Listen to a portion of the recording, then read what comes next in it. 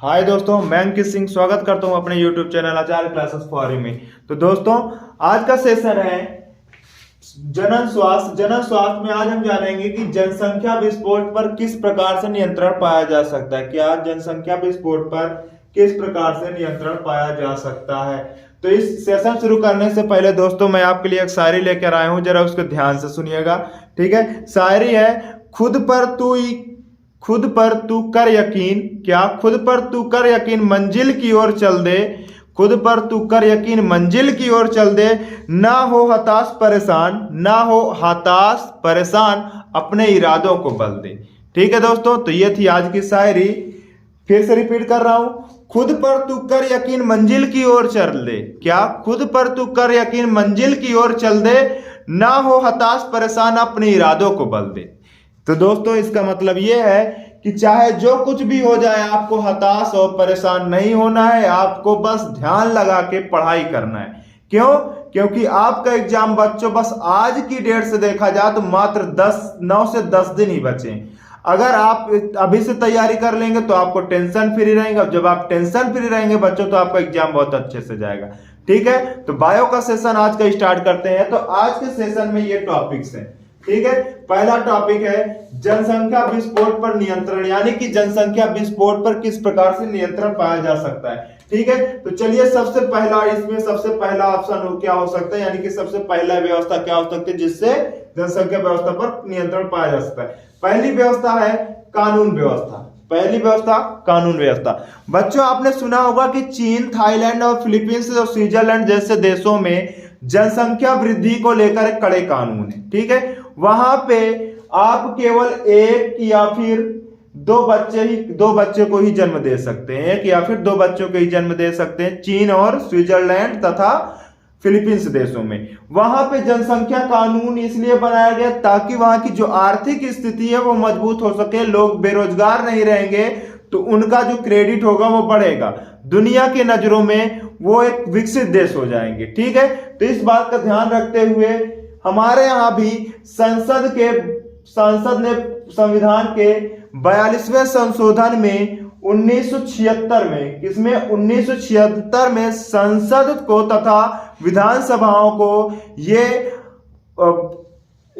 वो प्राप्त है, यह शक्ति प्राप्त है कि वो इसके प्रति जनसंख्या के वृद्धि को लेकर कोई कठिन कानून ला सकता है। ठीक है, और बच्चों आज की दौर में जनसंख्या वृद्धि को रोकने के लिए कोई ना कोई कानूनी व्यवस्था होनी चाहिए। क्या कोई ना कोई कानूनी व्यवस्था होनी चाहिए ताकि जनसंख्या वृद्धि जो लगातार हो रही है वो कम हो सके। ठीक है, अगर बच्चों जनसंख्या वृद्धि कम हो जाएगी तो बेरोजगारी अपने आप कम हो जाएगी। क्या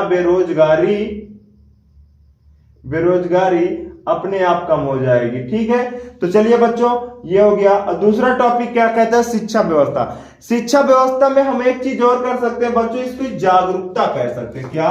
जागरूकता। क्या कर सकते हैं? जागरूकता। ठीक है, तो जागरूकता के अंतर्गत यानी शिक्षा के अंतर्गत हम बच्चों के यानी कि जो यूथ है, ये जो नई पीढ़ी है, उनको हम शिक्षा दे सके। ऐसी शिक्षा दे ताकि उनको यह समझा सके, जागरूक कर सके कि जनसंख्या वृद्धि से, क्या बच्चों, जनसंख्या वृद्धि से होने वाली हानियां क्या हैं। हम उनको जनसंख्या वृद्धि से होने वाली हानियां समझा पाएंगे, तभी जो आने वाली पीढ़ी है वह इसको समझेगी और जनसंख्या वृद्धि पर कुछ ना कुछ अंकुश जरूर लगेगा। ठीक है, तो अगला टॉपिक है हमारा सीमित परिवार। ठीक है, सीमित परिवार का तात्पर्य क्या होता है कि सरकार के द्वारा कुछ ऐसे कार्यक्रम चलाए जाते हैं। क्या? सरकार के द्वारा कुछ ऐसे कार्यक्रम चलाए गए या फिर कुछ ऐसे नारों का निर्माण हुआ, जैसे हम दो हमारे दो। क्या? हम दो हमारे दो। जैसे हम दो और हमारे दो करके सरकार के द्वारा एक नारा चलाया गया था, जिसका तात्पर्य यह था कि हम दो यानी कि दंपत्ति, माता पिता। ठीक है, यानी कि नर तथा मादा, या फिर माता लिख लेते हैं, इधर पिता लिख लेते हैं। ठीक है, ज्यादा सही रहेगा। ठीक है, पिता तथा माता और दो बच्चे। क्या? दो बच्चे। बच्चों की संख्या कितनी होगी? दो होगी। दो बच्चों की संख्या होगी, चाहे वो लड़की लड़की हो, चाहे वो लड़के लड़के, चाहे वो लड़की लड़का हो। ठीक है, तो इस स्लोगन का मानना यह था कि माता पिता और प्लस उनके दो बच्चे हो बस। तो इससे क्या होगा बच्चों कि जो छोटा परिवार होगा वही सुखी परिवार होगा। और सीमित परिवार का मतलब यही होता है कि इस स्लोगन पे अगर व्यक्ति यानी कि जो हमारा समाज है वो वर्क करेगा, यानी कि स्लोगन को थोड़ा सा मानेगा, समझेगा, तो भी जनसंख्या पर काफी नियंत्रण पाया जा सकता है। ठीक है। उसके बाद परिवार कल्याण। परिवार कल्याण का मतलब यह है कि जो सरकारी योजनाएं हैं, क्या सरकारी योजनाएं, ठीक है, सरकारी योजनाएं हैं, सरकारी योजनाओं के तहत जो गरीब तबके के, क्या गरीब तबके के मजदूर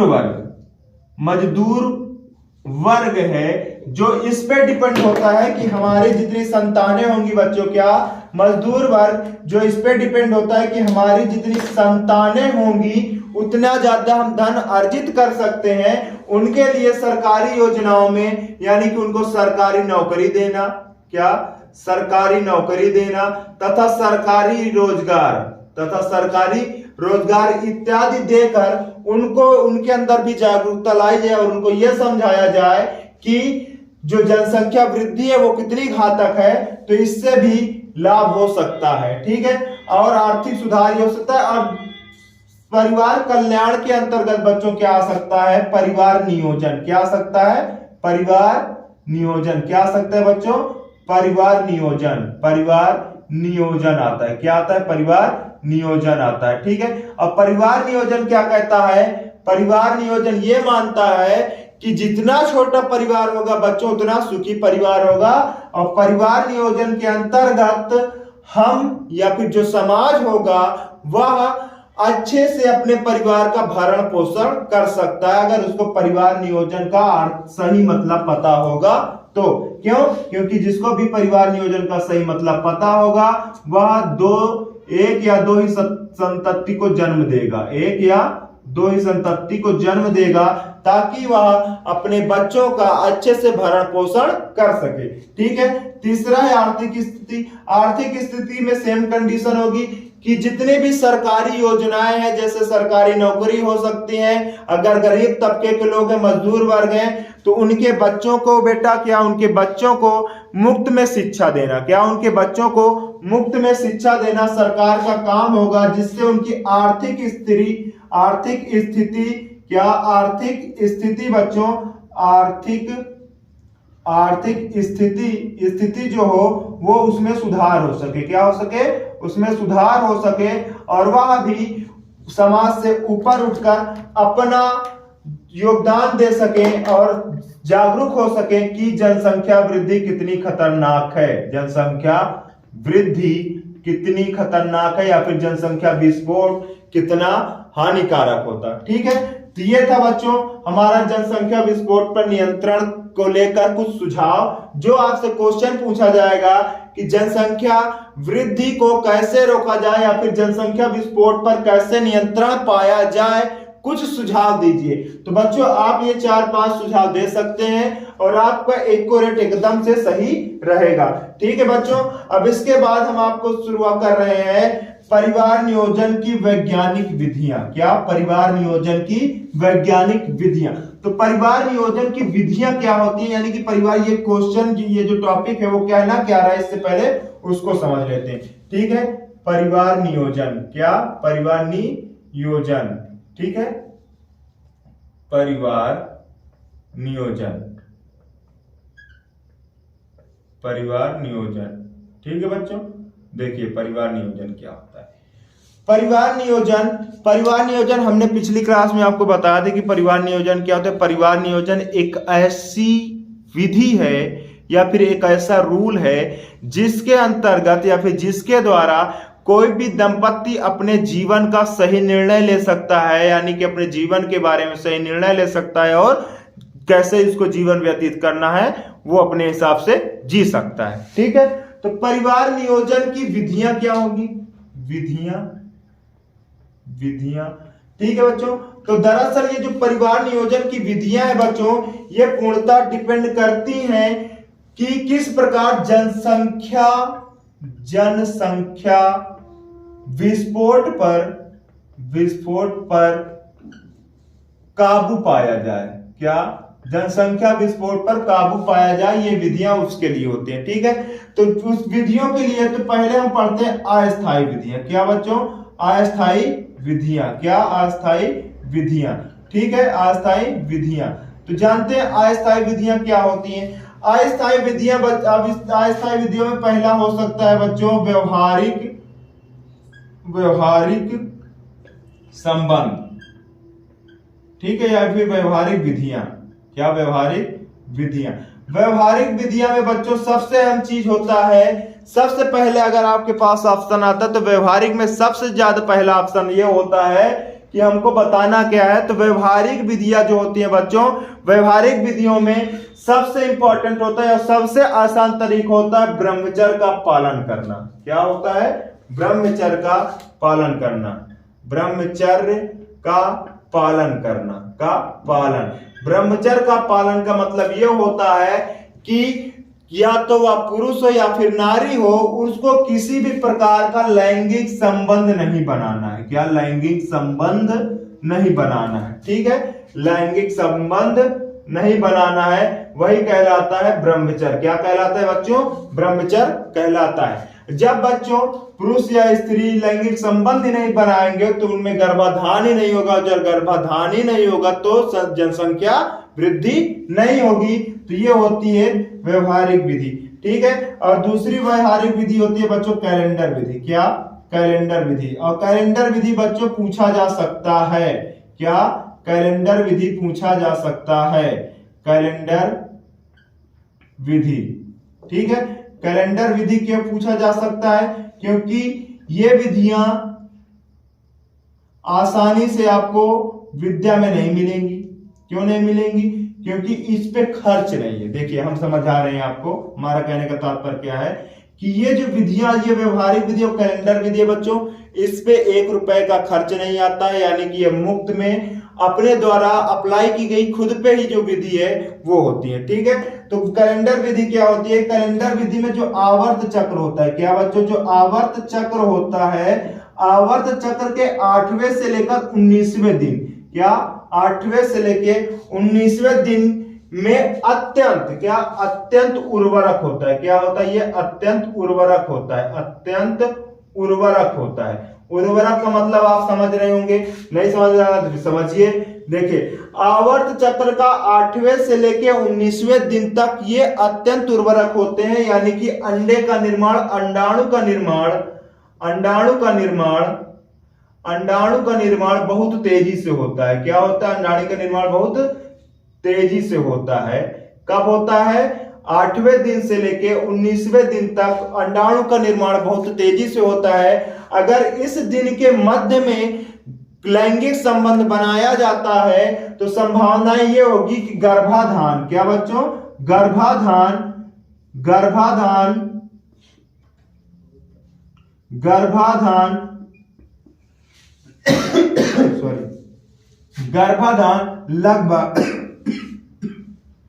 लगभग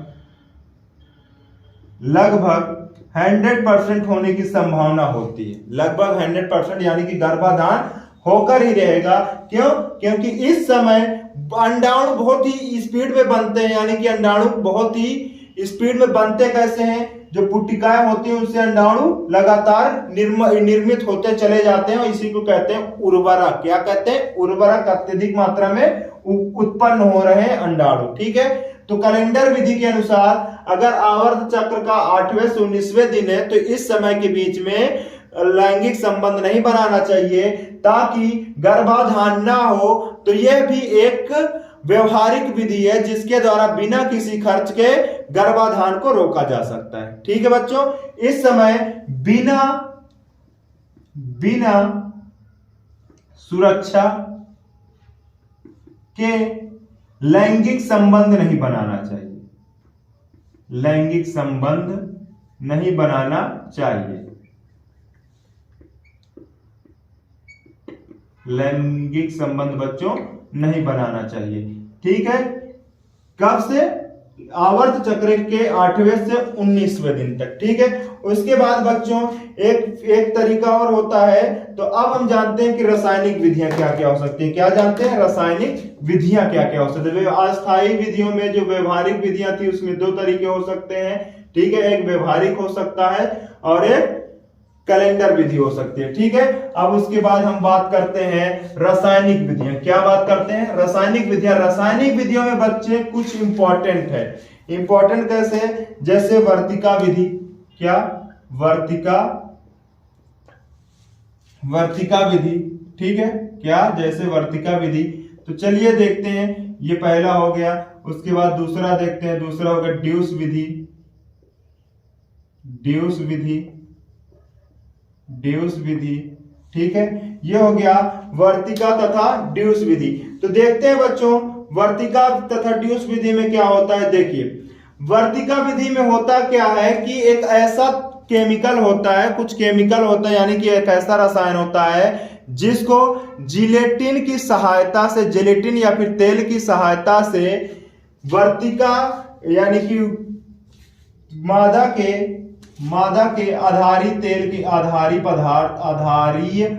पदार्थ की सहायता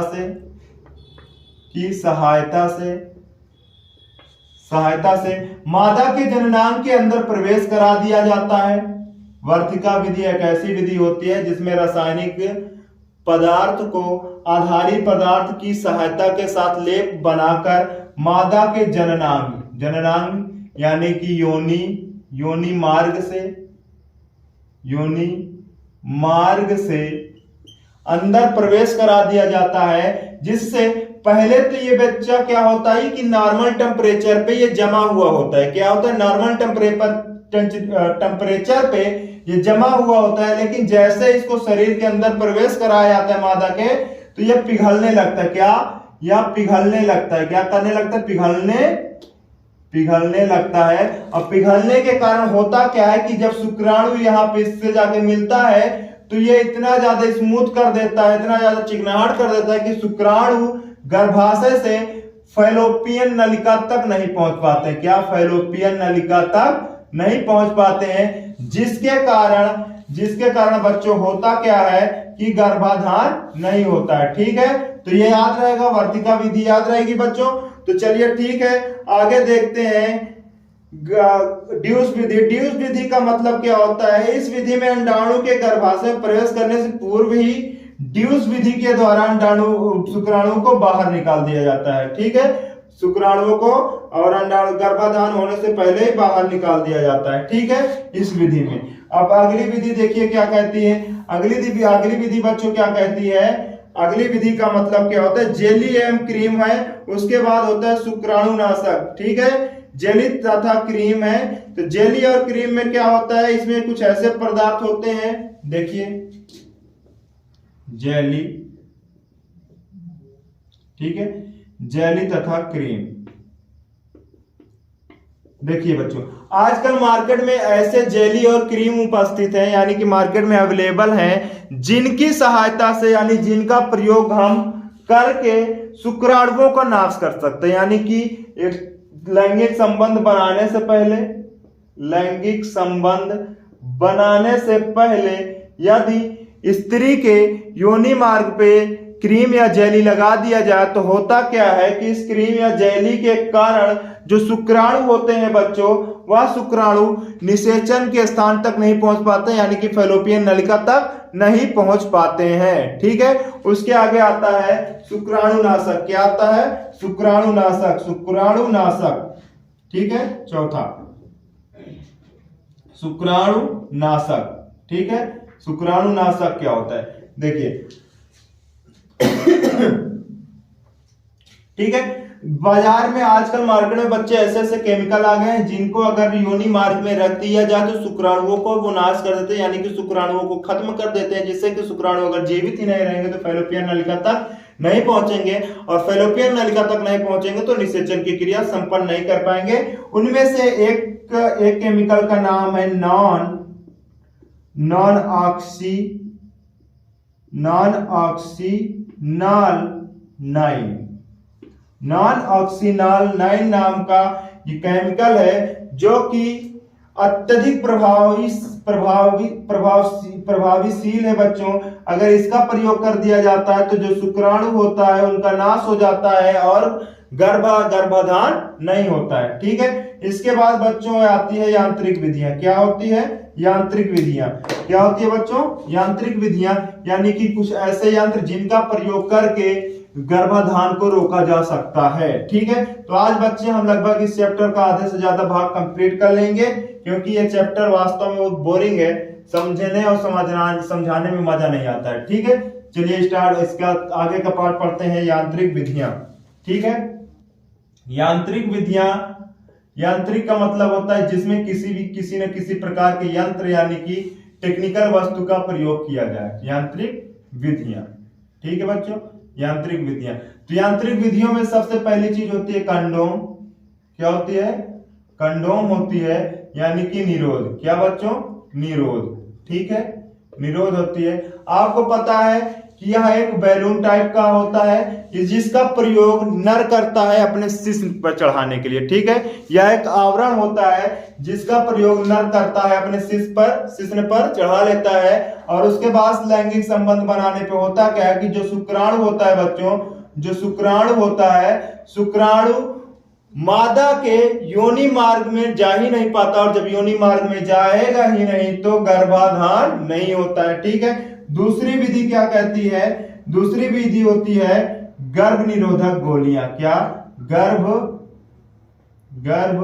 निरोधक गोलियां। क्या? गर्भ निरोधक गोलियां। ठीक है, गर्भ निरोधक गोलियां क्या होती है बच्चों? देखिए, आजकल मार्केट में बहुत सी सारी कंपनियों की गर्भ निरोधक गोलियां उपस्थित है, यानी कि आपको आसानी से मिल जाएंगी। अब आखिर इस गर्भ निरोधक गोलियों में होता क्या है? तो गर्भ निरोधक गोलियों में बच्चों 50 mg यानी कि 50 मिलीग्राम होता है एस्ट्रोजन। क्या? 50 मिलीग्राम होता है एस्ट्रोजन, तथा 1 mg होता है प्रोजेस्टेरॉन। क्या होता है? 1 mg होता है प्रोजेस्टेरॉन। ये जो हार्मोन्स होता है बच्चों, इसके कारण गर्भाधान की क्रिया नहीं होती। क्या? गर्भाधान की क्रिया नहीं होती है। इसमें क्या होता है कि इसको ऋतुस्राव आरंभ होने से 5वें दिन से लेकर 21वें दिन तक खाया जाता है। कब? 5वें दिन से लेकर 21वें दिन तक खाया जाता है। इससे जो पीयूष ग्रंथि से स्रावित होने वाले हार्मोन्स होते हैं, पीयूष ग्रंथि से स्रावित होने वाले हार्मोन्स होते हैं FSH तथा LH तथा ग्राफियन पुटिका का परिपक्वन नहीं होता। क्या? परिपक्वन नहीं होता। किसके कारण? गर्भ निरोधक गोलियों के कारण। और गर्भ निरोधक गोलियां किसकी बनी होती हैं? 50 mg होता है उसमें एस्ट्रोजन, तथा 1 mg होता है प्रोजेस्टेरॉन। इन हार्मोन्स के कारण फॉलिकल स्टिमुलेटिंग हार्मोन तथा ल्यूटिनाइजिंग हार्मोन्स रिलीज नहीं होता, जिसका परिणाम क्या होगा कि ये जो पुटिकाएं होंगी, ग्राफियन पुटिकाएं, उसका परिपक्वन नहीं होगा बच्चों, तो फिर अंडाणु का निर्माण नहीं होगा। और जब अंडाणु का निर्माण होगा ही नहीं तो शुक्राणु अंदर चाहे जितना चला जाए निषेचन की क्रिया संपन्न नहीं होगी, तो इसके कारण भी गर्भाधान नहीं होता है। ठीक है, तो ये दूसरी विधि थी। तीसरी विधि क्या होगी बच्चों? तीसरी विधि होगी गर्भ समापन। क्या? गर्भ समापन होता क्या है? गर्भ समापन बच्चों यह एक ऐसी विधि है जिसमें गर्भ धारण होने के यानी कि गर्भाधान होने के से लेकर 1 महीने या 2 महीने तक का जैसे ही दंपति को पता चलता है, अगर वो चाहें तो अपने बच्चे का अबॉर्शन करवा सकते हैं, यानी कि उस बच्चे को समाप्त करवा सकते हैं, उस भ्रूण को नष्ट करवा सकते हैं। वो कैसे? इसके लिए भारत सरकार ने बच्चों 1971 में एक कानून लाया था जिसे कहते हैं MTP। क्या कहते हैं? MTP कहते हैं, मेडिकल टर्मिनेशन ऑफ प्रेगनेंसी कहते हैं। क्या कहते हैं? Medical termination of pregnancy. आखिर ये मेडिकल टर्मिनेशन ऑफ प्रेगनेंसी क्या होता है? बच्चों इसके अंतर्गत होता क्या है कि यह एक एक्ट है, क्या है, यह एक एक्ट है जिसके अंतर्गत कोई भी रजिस्टर्ड मेडिकल प्रैक्टिशनर या फिर डॉक्टर अबॉर्शन कर सकता है और उसको उसकी पूरी रिपोर्ट बनानी पड़ती है जिससे वह उस जिले के सीएमओ को प्रस्तुत करेगा। ठीक है, तो ये होता है गर्भ समापन विधि। ठीक है, उसके बाद होती है बच्चों अंतःगर्भाशयी युक्ति, जिसके कारण होता क्या है, योनि मार्ग पर एक हार्मोन मोचक के अंतः गर्भाशय युक्त योनि मार्ग पे गर्भाशय में आरोपित कर दिया जाता है, जिसके कारण होता क्या है कि शुक्राणु आगे की तरफ नहीं जाता। यह युक्ति का कार्य क्या होता है कि यह शुक्राणुओं को निषेचन की क्रिया संपन्न करने नहीं देता है। ठीक है, तो हम कहते हैं अंतः, अगला जो होगा बच्चों वह होगा अंतः, इसको मिटा लेते हैं तब आगे समझाते हैं। ठीक है, अगला जो टॉपिक है, अगला जो विधि होगी वह होगी, स्टार बनाते हैं। ठीक है, अंतः गर्भाशयी युक्ति, क्या अंतः गर्भाशयी युक्ति क्या होती है, अंतः गर्भाशयी युक्ति होती। ठीक है बच्चों, तो ये जो अंतः गर्भाशयी युक्ति होती है, तो आपने कॉपर टी का नाम सुना है बच्चों कभी? कॉपर टी, किसका नाम? कॉपर टी का नाम। ठीक है, तो आइए हम आपको बता दे रहे हैं कि कॉपर टी क्या होता है। देखिए ये गर्भाशय होता है, ठीक है, बनाना पड़ेगा। ठीक है, देखिए बना रहे हैं, देखिए मान लीजिए गर्भाशय होता है। ठीक है,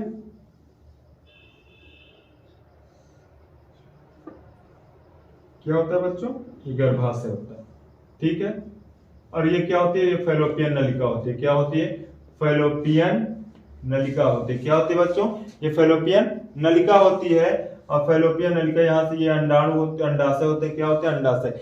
अब ये वाला भाग जो होता है बच्चों, ये वाला भाग, ये पूरा भाग गर्भाशय होता है। तो कॉपर टी अंतः गर्भाशय युक्ति होती है, जिसमें कॉपर की एक छड़ के जो टी के आकार की होती है उसको गर्भाशय के अंदर इंजेक्ट करके और गर्भाशय के अंदर डाल दिया जाता है। तो होता क्या है बच्चों, जो कॉपर होता है, ये जो कॉपर होता है, जो कॉपर होता है,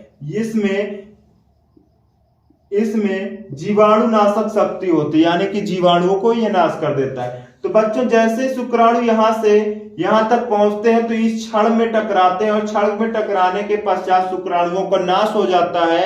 इसके कारण भी गर्भ नहीं ठहरता है, तो इसे कहते हैं अंतः गर्भाशय युक्ति, और ये कॉपर टी के नाम से भी जाना जाता है। कई बार क्वेश्चन पूछा गया है कि कॉपर टी क्या है और इसका प्रयोग किस प्रकार करते हैं।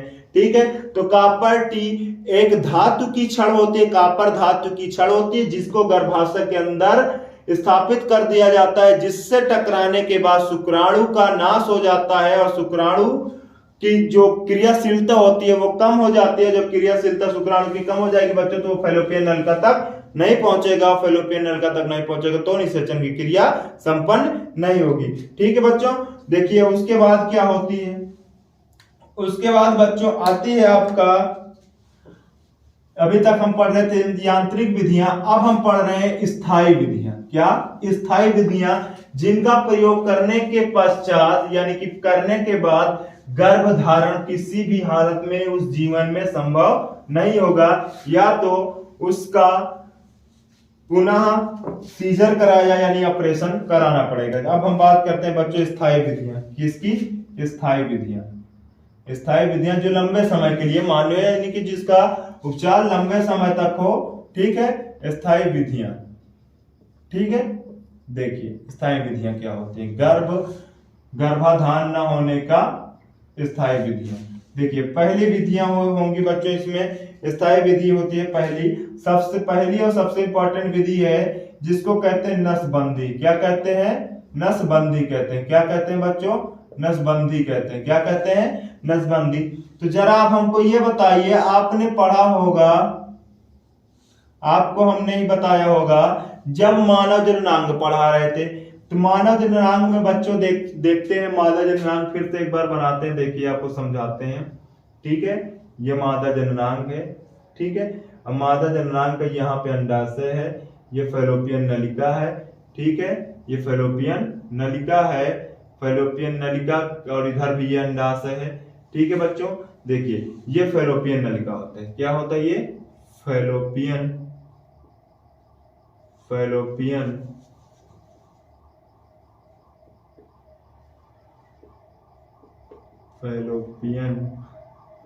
नलिका क्या होती है? फैलोपियन नलिका होती है। और देखिए, तो फैलोपियन नलिका जो होती है बच्चों, उसको कहते हैं ट्यूब। क्या कहते हैं? फैलोपियन ट्यूब कहते हैं ना इसको। क्या कहते हैं? Fallopian tube. इसी फैलोपियन, देखिए नसबंदी क्या होता है समझते हैं। फैलोपियन जो नलिका होती है बच्चों, इसको कहते हैं फैलोपियन ट्यूब। क्या कहते हैं? Fallopian tube. जब इसी फैलोपियन ट्यूब को काट कर, क्या इस फैलोपियन ट्यूब को काट कर बच्चों अलग कर दिया जाता है, यानी कि दोनों तरफ की फैलोपियन ट्यूब को काट कर फिर इसको उल्टा करके यहाँ बांध दिया जाता है। क्या किया जाता है? यहाँ पे बांध दिया जाता है, तो इसी को कहते हैं नसबंदी। और यह नसबंदी कहलाती है मादा में नसबंदी कहलाती है। और इसका एक और नाम होता है ट्यूबेक्टोमी। क्या होता है? ट्यूबेक्टोमी।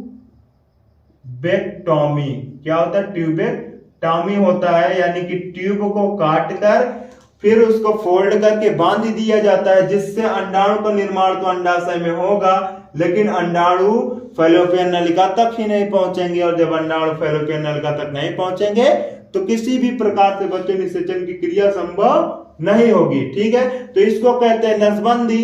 क्यों? क्योंकि यहाँ पे क्या किया जा रहा है, इस अंडाणु को इसका जो फैलोपियन नलिका होती है उसको काट दिया जाता है, काटने के बाद उसको फोल्ड करके बांध दिया जाता है। ठीक है, अब देखिए पुरुष में क्या होता है बच्चों। क्या पुरुष में क्या होता है? पुरुष में हमने आपको पढ़ाया था, बताया था आपसे कि ये होता है वृषण। क्या होता है? ये वृषण होता है, ये वृषण होता है। ठीक है, वृषण के ऊपर अधिवृषण पाया जाता है। ठीक है, और ये वृषण कोश होता है। तो वृषण का ये वाला भाग, यानी जहां पे कार्डा एपिडाइडिमिस होता है, यानी कि कार्डा अधिवृषण होता है, वहां पे पाया जाता है शुक्रवाहिनी। क्या पाई जाती है बच्चों? शुक्रवाहिनी पाई जाती है। शुक्रवाहिनी पाई जाती है। शुक्रवाहिनी का काम होता है वृषण में बने हुए शुक्राणुओं को शुक्राशय तक पहुंचाने का। तो नसबंदी में क्या होता है बच्चों, इसी शुक्रवाहिनी को काट दिया जाता है। क्या? इसी शुक्रवाहिनी को काट दिया जाता है। काटने के पश्चात इस शुक्रवाहिनी को फोल्ड करके, उल्टा करके, यानी कि ऐसे करके इस पे धागे से ऐसे बांध दिया जाता है। ठीक है, तो जब बच्चों इसको बीच से काट कर और ऐसे बांध देंगे तो होगा क्या कि जो शुक्राणु का निर्माण होगा, तो शुक्राणु का निर्माण तो होगा, लेकिन शुक्राणु कभी भी कहा शुक्राशय तक न पहुंचेंगे। और शुक्राशय तक शुक्राणु नहीं पहुंचेंगे तो स्खलन में शुक्राणु नहीं निकलेंगे। क्या? स्खलन में शुक्राणु बच्चों नहीं निकलेंगे। और शुक्राणु जब नहीं निकलेंगे तो निषेचन की क्रिया संपन्न नहीं होगी। और जब निषेचन की क्रिया संपन्न नहीं होगी दोस्तों, तो होगा क्या कि निषेचन की क्रिया संपन्न नहीं होगी तो भ्रूण का निर्माण नहीं होगा। भ्रूण का निर्माण नहीं होगा तो बच्चे का जन्म नहीं होगा। तो इस प्रकार से यह एक स्थायी विधि होती है जिसमें महिलाओं की फैलोपियन नलिका को काटकर बांध दिया जाता है, जिससे कि अंडाणु और गर्भाशय तक ना पहुंच पाए। और पुरुषों में शुक्रवाहिनी को काटकर बांध दिया जाता है, जिससे कि शुक्राणु शुक्राशय तक ना पहुंच पाए और स्खलन में शुक्राणु आना आए। ठीक है, अब देखिए इसको कहते हैं वैक्सेटोमी। क्या कहते हैं? वैक्सेटोमी कहते हैं। वैक्सेटोमी कहते हैं। वैक्सेटोमी क्यों कहते हैं? क्योंकि इसको वाश डिफरेंस कहते हैं। जो शुक्रवाहिनी होती है उसको वाश डिफरेंस कहते हैं, तो इसको वैक्सेटोमी भी कहते हैं और इसको ट्यूबेक्टोमी कहते हैं। ठीक है बच्चों, तो यह थी हमारी जनसंख्या वृद्धि को रोकने की युक्तियां। क्या थी? जनसंख्या वृद्धि को रोकने की विधियां। याद रहेगा बच्चों, आप इसको धड़ा एक बार ध्यान से फिर से दोबारा वीडियो देख लीजिएगा तो आपको ये समझ में आ जाएगा। वैसे यहाँ से कोई क्वेश्चन नहीं पूछता है बच्चों, लेकिन यहाँ से क्वेश्चन ऐसे पूछ सकता है कि जनसंख्या वृद्धि को रोकने के उपाय। क्या? जनसंख्या वृद्धि को रोकने के उपाय। तब जितनी भी विधियां हम बता चुके हैं, आपको समझा चुके हैं, उसको एक बार जरूर पढ़ लीजिएगा और उन्हीं को आपको लिखना होगा जनसंख्या वृद्धि को रोकने के उपाय में। ठीक है, और जनसंख्या वृद्धि से होने वाली हानियां वो आपको हम समझा चुके हैं कि किस प्रकार कौन कौन सी हानियां भी झेलनी पड़ सकती है अगर लगातार जनसंख्या वृद्धि होती रहेगी तो ठीक है दोस्तों, आज की वीडियो में बस इतना ही। ध्यान रखिएगा, अपना ख्याल रखिएगा और हमारे चैनल को सब्सक्राइब करिएगा।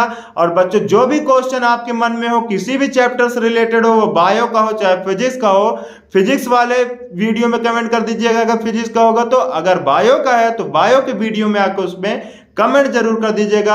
हम कोशिश जरूर करेंगे आपके क्वेश्चन के आंसर देने की, या फिर हम आपका क्वेश्चन यहीं पे बोर्ड पे लिख के उसका उत्तर भी लिख देंगे और समझा भी देंगे, ताकि आपको आगे किसी भी चीज की परेशानी ना हो। तो प्लीज दोस्तों कमेंट कर दीजिएगा और शेयर जरूर करिएगा अपने दोस्तों के पास, और हमारे वीडियो को लाइक कर दीजिएगा। ठीक है, धन्यवाद।